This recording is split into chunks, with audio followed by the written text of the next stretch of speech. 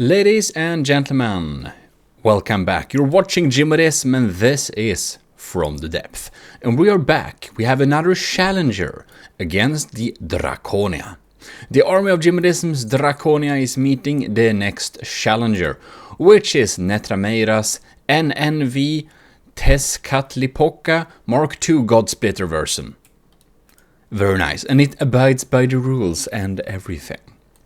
So that is very interesting indeed. I haven't checked what this thing contains, but we have some fast-firing forward-facing guns. We have some big boy missiles there. Gmodism. So let's start this battle here. Oh god, the first recording crashed, so I will see if I will be able to save that, but whatever. Okay, we're swarming the place here. What? Oh, it warps? Oh my god. That's scary.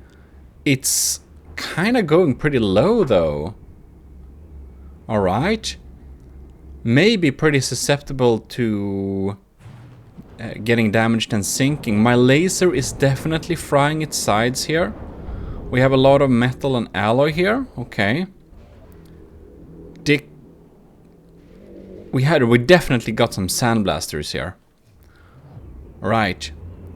So, in case I'm not able to save the first file, Netrameira submitted a craft that was accepted. Tezcatlipoca Mark II God-Splitter version. So it will be very interesting to see how it will deal with the Draconia. It is not able to take out the heavy mortars, but it doesn't matter very much because it still does a pretty good job at taking out most things that comes in, and the decoys are pretty good too. I wonder how our torpedoes are doing. So the anti-torpedo torpedoes can't defend. Ooh, I see some pack parts there. It is leading though. Netrameira was leading, oh man, but now something happened. It's below 80% and it's probably gonna sink. Something blew up hard. We probably need to do a best of 3 because this wasn't like a long battle at all. Interesting, we'll need to see what happened there. So it has some formidable lambs, but it seems that the lambs kind of die after a while, that they're kind of charged up, so they're not strong after a while. Like many lamb systems, and the Draconia just keeps on firing. So anyways, if you're first time here on the channel, well, check around. We got a lot of cool From the Depth content, and you should absolutely subscribe to the channel. And if you did enjoy this video, please like it. We're gonna follow this thing. And if you like it, more people will find it and we'll be a bigger, happy family. In any case, I also want to thank our patrons, of course, because they are really helping the channel out. And that's, of course, Admiral LCG Canyon, Commander Ejin, Lieutenant Asteria, Cadet Shark 93, and Cadet Martin McBacon. Thanks a lot for tuning in to the channel. So it looks like my huge missile was tricked a little bit, but then it found it's the right target. But then it's kind of too far away. Oh, that's going slow. Will it even reach this thing? It's kind of weird. The Netrameira warped the time. It warped one time now. It's dead in the water. It warped in the time. Anyways, the commissioned officers of the army of Gmodism, they really help out. So thanks a lot for supporting the channel. And if you want to join the army of Gmodism's commissioned officers, please look at the Patreon link in the description. And if you just want to join the army of Gmodism, you can self-assign Matros 3rd class role in our Discord. And I'll use that for some future stuff, like some tournaments and challenges and stuff like that. So it can be a fun thing to just join in on the army thing. In any case, it looks like this battle is pretty decided. I'm kind of surprised that the Netrameira's Tezcatlipoca Mark II God-Splitter isn't sinking yet. But, well, And I will say this, Netrameira submitted 2 extremely powerful ships that battled the broadsword, and they won hard. They were really good, really efficient builds. So if the Draconia manages to win over Netrameira in the best of 3, I think I must have probably improved my building skills a bit with the Draconia. But anyways, it's a really cool build. We're gonna check it a little bit more in some future ones. But 63%. I don't think this... It doesn't shoot back anymore. It doesn't shoot back, no. So let's just restart the battle. Alright, so we have the teams here. We got my team, we got Netrameira, we got main, we got a little bit of material taking when dealing damage. So let's... Alright. And there we go. Damn! So then...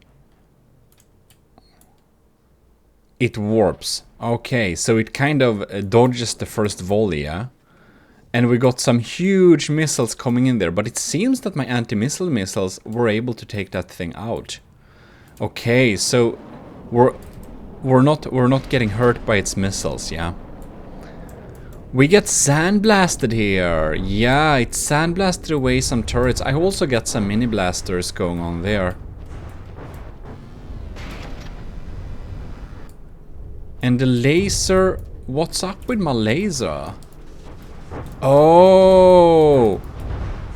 My laser got killed this time. And my auxiliary output... Oh, it's also sandblasted away. We got blasted heavily this time. So the Draconia is getting sandblasted away. That's what's happening. We got our insane missiles going. We got some bad FPS.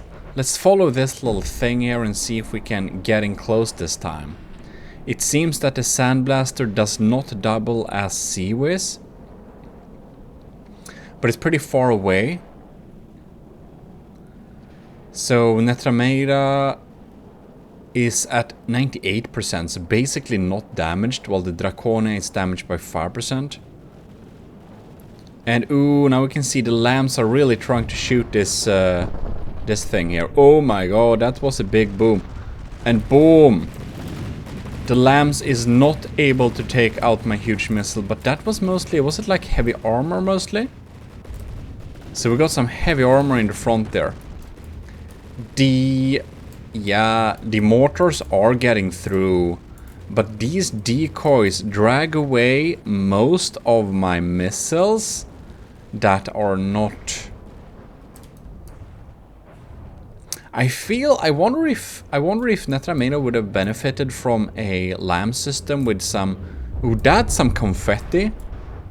Oh! Oh! I think we have some APS cannons that does not have ejectors. So here comes my big missiles, and here comes my long-range mediums. Boom, we fired her again. Draconia is down at 91%, and the God Splitter is at 87%. So definitely we got some APS cannons, which probably does not have any like emergency ejectors. That's probably because they're belt fed, and that deals some damage. And it's trying to run away from... Oh, it basically does. Does it? We'll be able to... It just backs away so quickly. Damn. That missile won't reach, will it? And it's basically stopped firing back. We got some more parts there. That's probably due to the EMP damage that I deal all over the place. And here we got some frag EMPs. Yeah, you can see there the EMP got a lot of laser parts there. The Draconia is still at 91%. It's of course, it got real damaged. Like the sandblasters really took out the lasers like early on. And that made it so we made much less damage than we would have otherwise. But it seems that when my shaped charge missiles detonate something inside of there, Netrameira just can't deal damage anymore and just keeps running away. And, well, the Draconia isn't well suited for long-range battle, but it's good enough to still do damage. What's happening with our main gun here? It's looking pretty dead, doesn't it? I don't know if it is dead. Welp. Welp, welp, welp. It's just chillin'. Ew. Okay, let's ride something. Let's ride something further away. So, Netrameira down to 61% again. Like, because it's a best of 3, the battles are already decided. Netrameira lost 2 of these battles. It's a very powerful, formidable ship, and it's cool with the jump drives, and that it basically dodges the first volley, but its slams are not strong enough to keep it safe, and some of the cannons seems to be a little bit volatile, which make it not deal damage anymore. And my anti-missile missiles seems good enough for taking out those huge missiles. Here we have a nice little setup with those. Well, win for the Draconia. Well, I'm very happy that the Draconia wins something, because like the Draconia, it's a pretty powerful ship. It really is.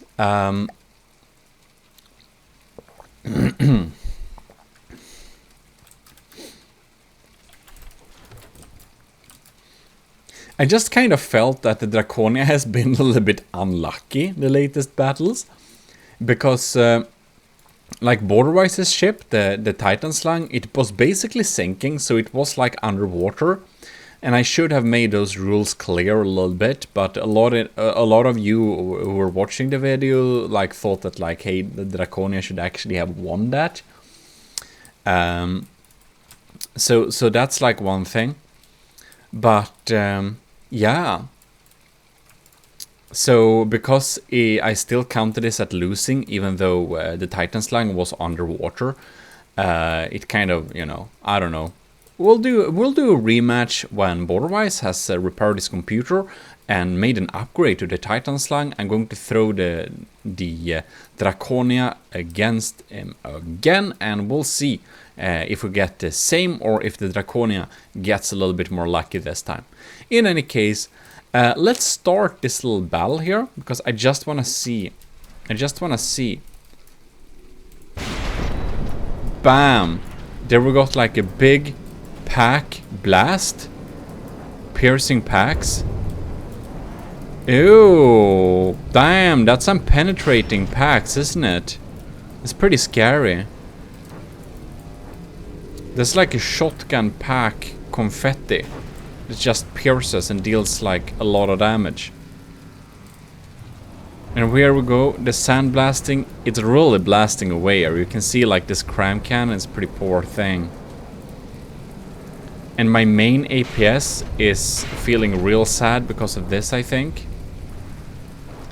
And you can see that the laser got basically shortened off a little bit here. It's still working though. Yeah, it's just blasting and blasting. The laser is still online though, so that's one good thing. I do wanna... What's up with these shaped charges? Are these... Oh, are these torpedo secondaries? No, they're just being stupid, okay. Or fast firing arrow, right?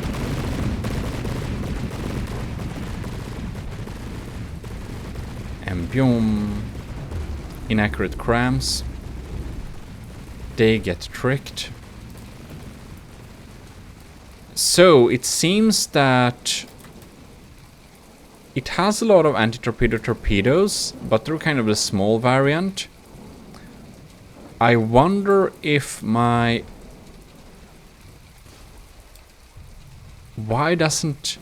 I haven't seen my vertical... There they come. I want to see what happens with these beauties. I'm just gonna ride with them a little bit. Shape charges and everything. Maybe they just don't have the reach, I don't know. It's very even, this battle, though. The Draconia is at 94 and the Netrameira is at 94 as well. But the Draconia can take quite a beating before it's actually not efficient anymore. So that's one thing to keep in mind. Okay, it's now above water. It's going up and down a little bit. It can be a good thing to trick the lambs. Just, oh, no, that one got killed.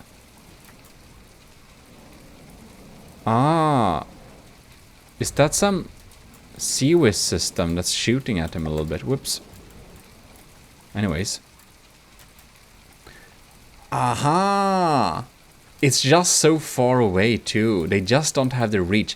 Like Netrameira is really keeping its distance. It's kind of like really far. Alright. For fast firing, it's basically went underwater. Yeah, the lambs should not shoot at missiles that are going against a decoy. Because if they do, they're just wasting so much potential at coming in and shooting at actual damage-dealing targets. I feel like the Tezcatlipoca... Damn, this is a hard name for a ship. I feel it's trying to keep its distance a little bit too much. It's just having a little bit...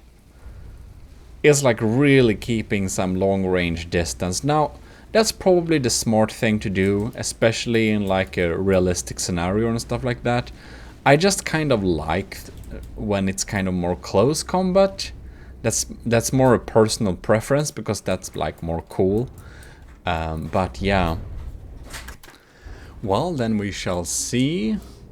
Missiles are going off there, but there we got some confetti again. Something important probably went up there. It seems that these... I kind of like the launching of this thing. They just pop up like that. It's pretty cool. But let's see how our anti-missile missiles come in here. That's my small damage-dealing missiles. These are huge, man. I mean, these should be able to reach the target since they are adapted to... They should be, like the ship is adapted for some real long-range combat. But I really wonder though... Oh yeah, there we go. Took a little blast. They're not so sturdy though.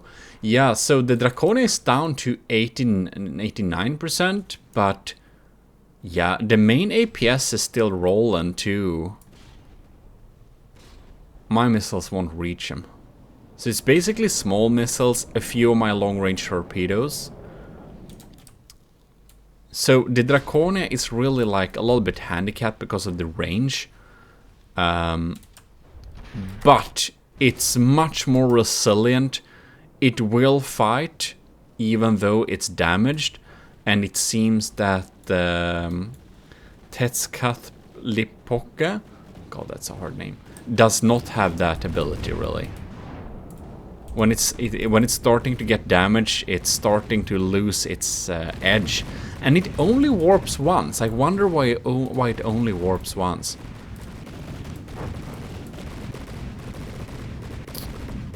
Oh well. Yeah, that's some sandblasting.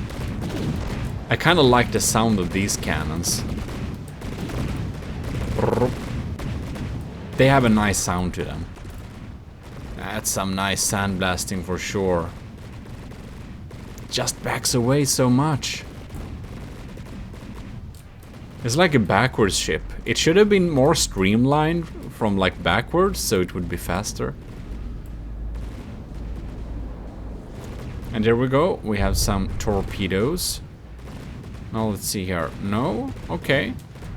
It absorbed that EMP well. Last time we had some good confetti popping out. I wonder if it's so if the like anti-missile or anti-torpedo capabilities kind of get handicapped when it gets torpedo EMP damage. Who knows? The main gun is still online this time. It really has like the edge now, but it's basically below water. Okay. Yeah, like if we're going to adapt the rules which we had for which we should have had for the battle against the Titan slang, this is the point where Netrameira's build would get disqualified, because this is not a surface ship anymore.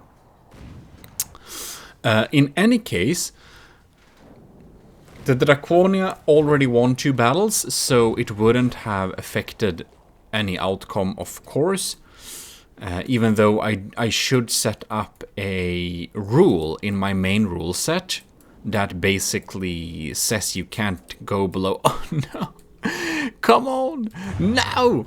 At least it got some damage dealt. Okay. It, like the long range torpedo almost reaches. I kinda think it's funny those crams are kind of hitting it. Yeah, I wonder how good the accuracy is now, because we have some sonars, but they're basically backup. Like the Draconia is not set up to deal with submarines. It's pretty weak against submarines, actually. Yeah. You saw that also with the Titan slang. When it like sat on the floor of the ocean and shot upwards with super cavs, the Draconia was so wasted. But the Draconia is still at 89%. It seems that Netrameira is not able to deal damage very well from this position. And I wonder why it's kind of sinking with this much materials left. I don't quite get that. Is it some navigation who's damaged? Because, I mean, we hear the steam engine. It obviously have power to go backwards, so it's not that. Oh, that's too much range, man. Too much range. Yeah, I think the Draconia is not... It's just wasting materials, shooting missiles and missiles and missiles. But funny enough, the Draconia has a lot of materials left in storage, while the Tezcatlipoca does have like 4,000 materials. It's probably burning everything with like steam engines, most likely. So how is the Draconia doing? Draconia. Well, we have had a heavy case of sandblasting. That's pretty obvious. It seems that all the shields have gone down, but is that maybe only because the enemy is beyond 5,000 meters? It could be that too. I don't know actually how to see like range in this battle mode here. Oh no, the small houses, they're gone. The small houses are gone. The bridge is gone too, but the little auxiliary house here it's all fine. Just the bridge to it is damaged. Well. Okay, so Netrameira is at 0%. I would kind of like to see, like, how far away is it? I think I'll need to set up some range rule too, like getting disqualified if you are like more than 4,000, 3,000 meters away, something like that. Just to have like something. Alright. That clamshell went straight through, it didn't explode. Well, that's too bad. Anyways, It's still foreign, but it's kind of just sitting here. It has 0 materials. I guess we have some kinetic power left. But yeah, that's basically, I mean, this battle ain't going anywhere really. I kind of think it's very amusing that the cram shells almost hit. Ah, oh well. Shooting from underwater from the depth is such a weird game that it kind of works. In any case, I hope you liked this little video, this little battle with the Draconia, and thanks for submitting this God-splitter version of this ship. It seems very sort of formidable. I love the warp. Sad it only warps once. The sound of these sandblasters are pretty nice. It's a little bit too backing away, a little bit too much, but I mean, I guess it's it does its job, and it shouldn't sink like this. But other than that, it's a cool ship. But it lost all 3 battles on different accounts. On any case, I hope you have enjoyed to watch this little battle, and if you did enjoy it, please. That's not a very impactful explosion. It was like that was like getting hit by a soft stone.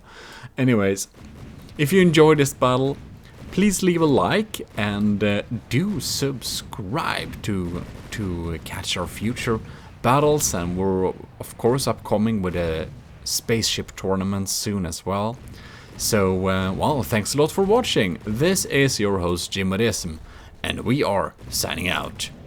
Bye bye.